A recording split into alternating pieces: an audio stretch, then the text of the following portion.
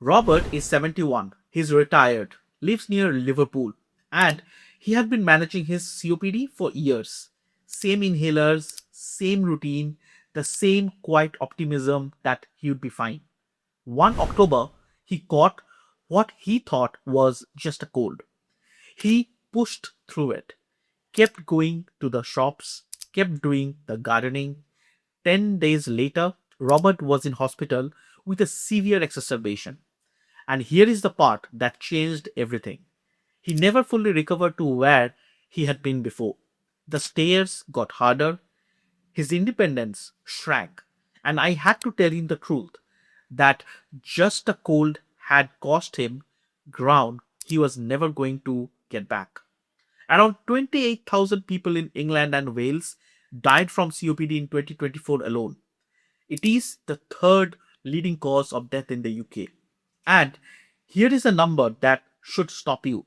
7,800 of those deaths were considered premature if best practice had simply been applied.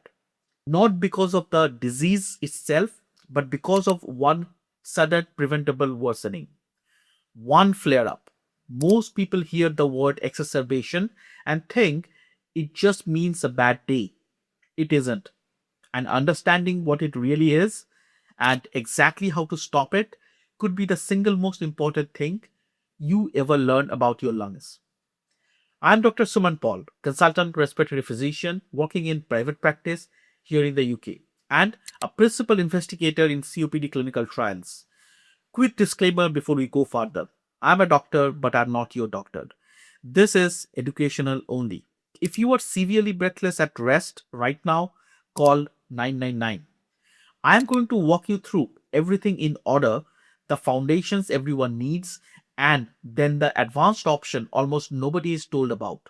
So stay with me to the end because that's where I introduce you to a treatment I'm personally helping trial in the UK patients right now. Drop a comment for me. Have you had more than one flare up in the past year?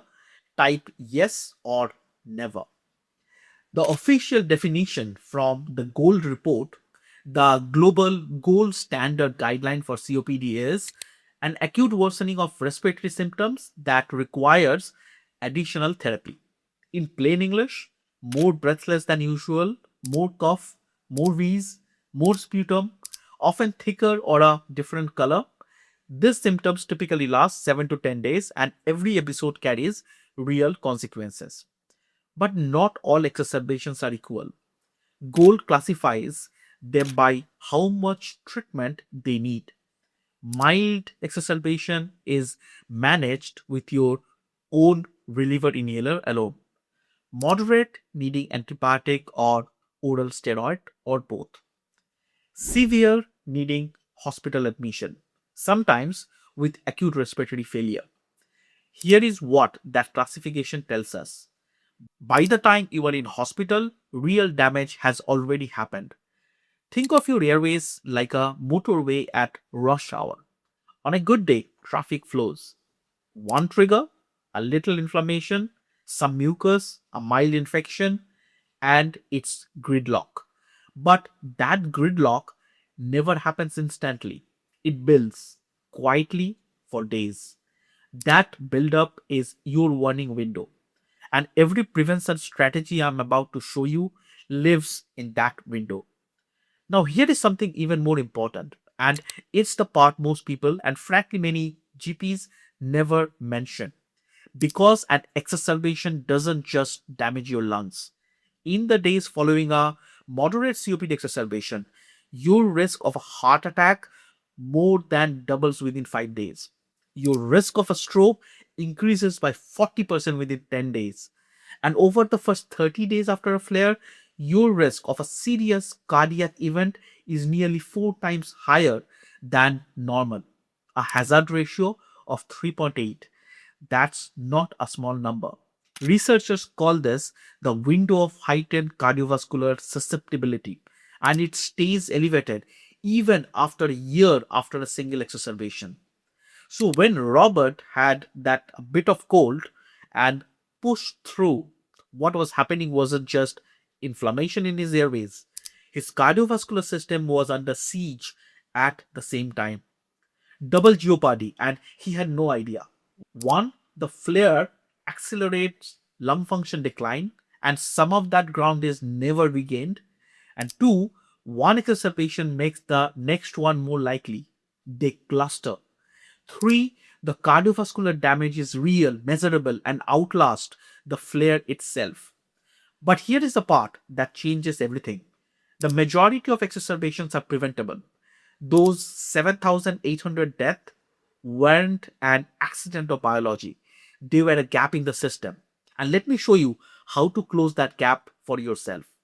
If you have recently been in and out of hospital or your breathing hasn't felt right for a while, this is exactly the conversation we have in my clinic.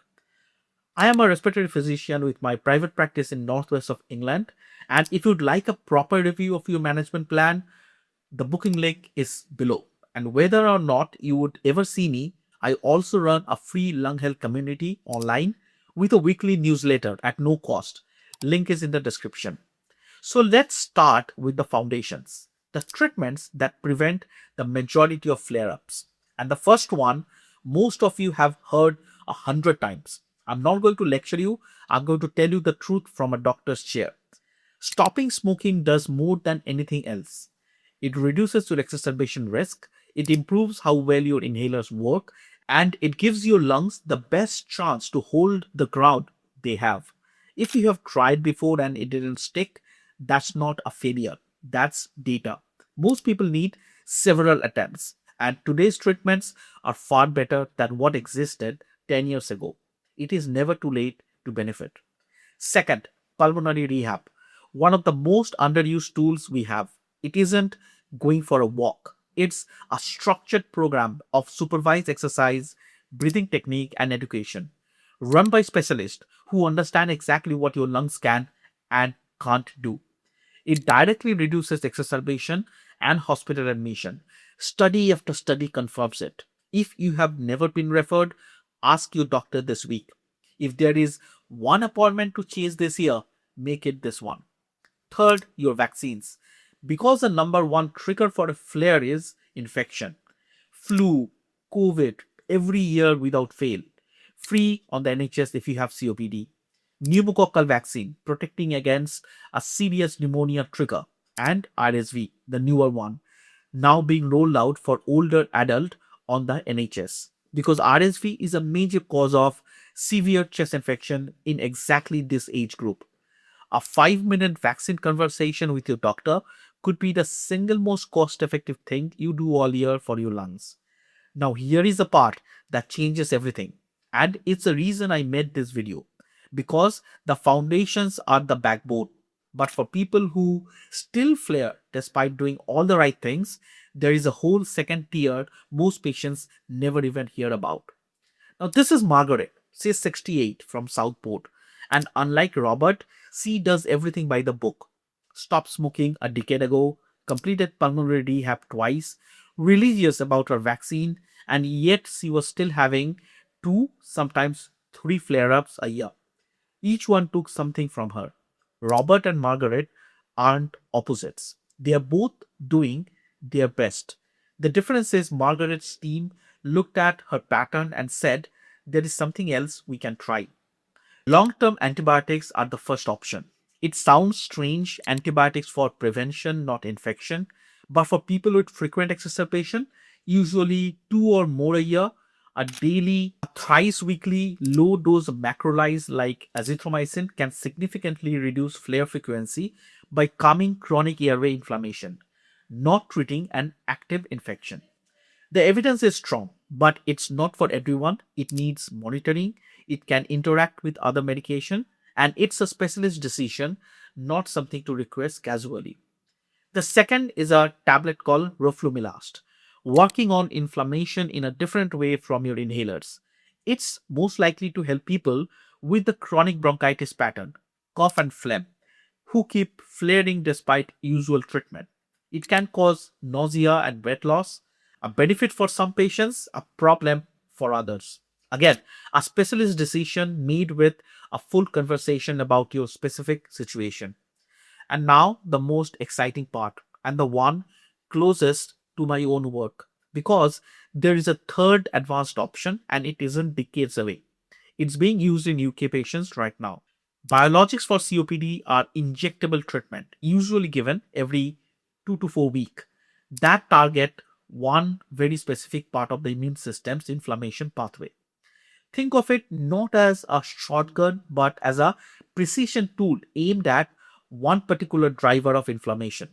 For the right patient, biologics can dramatically reduce exacerbation and, in some cases, transform the quality of life for people who had run out of options.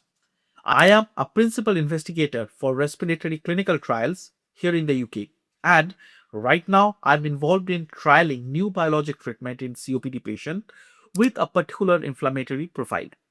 What that means for you, this field is moving fast, and people with COPD are increasingly able to access treatment that didn't exist even a few years ago.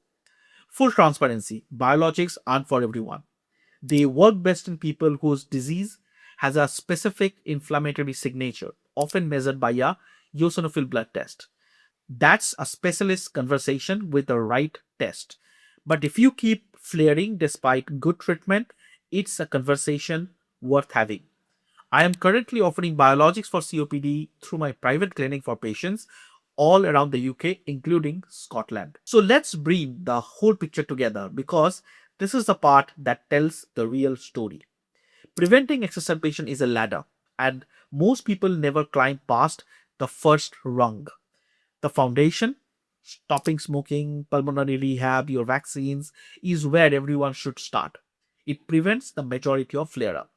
For those who still flare, the advanced tier, long term antibiotic, Roflumilast, and increasingly the biologics, the precision treatments that target the specific inflammation driving your disease. Remember Robert? His exacerbation changed his life, and it didn't have to. He had no written plan. He had never been to pulmonary rehab. He was up to date on very little. He was not up to date with his vaccinations. When the flare up came, there was nothing to catch it early. Robert wasn't failed by his own effort. He was failed by a system that too often stops at take your inhaler and come back if things get worse. That's why I made this video. And those 7,800 people weren't inevitable. Every one of them was a Robert, a flare up that could have been caught earlier, treated earlier, and prevented. So here is your action plan. Know exactly what an exacerbation is and how many you have had this year. If you are not very sure and confident about your symptoms, please download the Breathe Ease COPD app. The link is in the description. It's a AI powered personal coach for COPD patient which I have developed. Check out the link. Chase your foundations, smoking cessation support, a pulmonary rehab referral, and check every vaccine you are due. And if you are still flaring despite all of that, ask your specialist about the advanced tier, antibiotics, Roflumilast, and a biologic eligibility. Don't accept flare up as inevitable because they aren't. If you are in Liverpool, Manchester, or anywhere in the Northwest England and want a proper review of your COPD management plan, the booking link is in the description box, and I will help you build that plan right up to the advanced options we have discussed today.